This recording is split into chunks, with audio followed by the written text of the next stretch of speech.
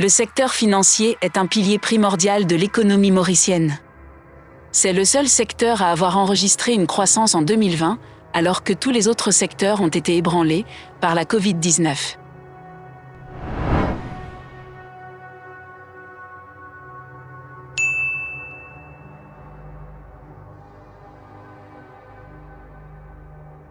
Le pays africain a notamment enregistré une décroissance de 15% de son produit intérieur brut l'an dernier. Malgré le succès de l'industrie de la finance à Maurice, grâce à sa faible imposition fiscale et les accords de non-double imposition signés avec une quarantaine de pays, le pays est souvent l'objet des critiques à l'international. Alors que la juridiction mauricienne se veut être le centre financier par excellence de la région, elle est souvent étiquetée comme étant un paradis fiscal, sans pour autant être mise au banc des juridictions offshore à haut risque.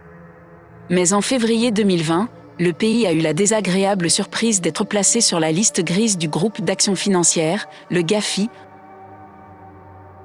L'Union européenne a elle aussi emboîté le pas du GAFI, en plaçant l'île sur sa liste noire en octobre de la même année. Le GAFI est le watchdog de la finance mondiale.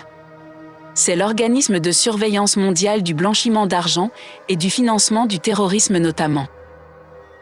Le premier point important à dire, c'est qu'il nous rentre dans la liste grise, la liste noire de ce pays-là, à cause et par la faute du gouvernement actuel qui laisse sous ce mandat et avec connaissance de cause, ça tout ban institution Maurice pourri à un point qu'ils n'ont jamais pas fini de trouver dans l'histoire de nos pays, à tel point qu'ils nous ban une institution tellement pourrie qu'ils nous finissent une menace pour la stabilité financière. L'ajout de l'île Maurice pour la première fois sur la liste grise du GAFI est notamment dû à certains manquements du centre financier africain.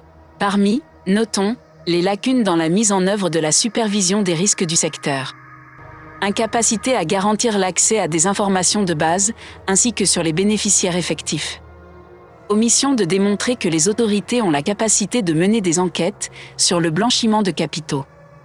Et incapacité à démontrer une exécution adéquate des sanctions financières.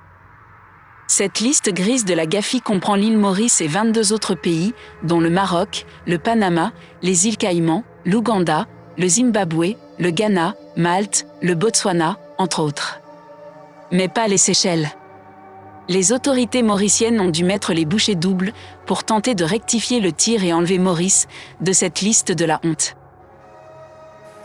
Government is sparing no efforts to complete the implementation of the FATF action plan for an early exit of the FATF list of jurisdiction under increased monitoring.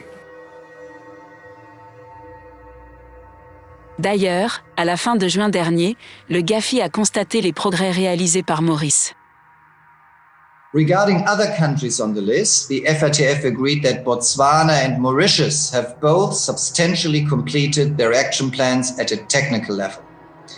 Delegates have now authorized on-site visits to both those countries in order to check the progress made. We will arrange them as soon as possible, COVID conditions permitting, and hopefully report our results in October.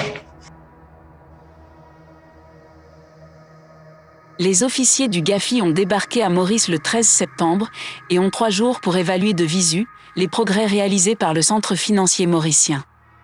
Mais aussi pour s'assurer qu'il y a l'engagement politique nécessaire pour soutenir la mise en œuvre de ces réformes.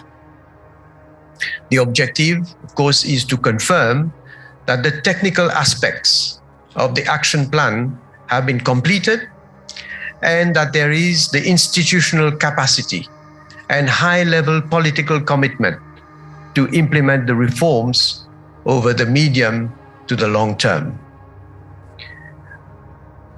The forthcoming visit of the FATF assessors demonstrates that we are on the right track. But Mauritius is not completely out of the woods yet. That is why it is crucial that we continue to implement our plan. At this stage, the work is not done yet. Competent authorities should remain focused on the primary objective and relentlessly strive for continuous improvement. Si les officiers du GAFI sont satisfaits des progrès réalisés par l'île Maurice, cette dernière pourra sortir de cette liste grise lors de la prochaine réunion plénière du GAFI, prévue en octobre prochain. Après plus d'un an de remise en question, on saura très bientôt si l'opération séduction du gouvernement auprès du GAFI a porté ses fruits.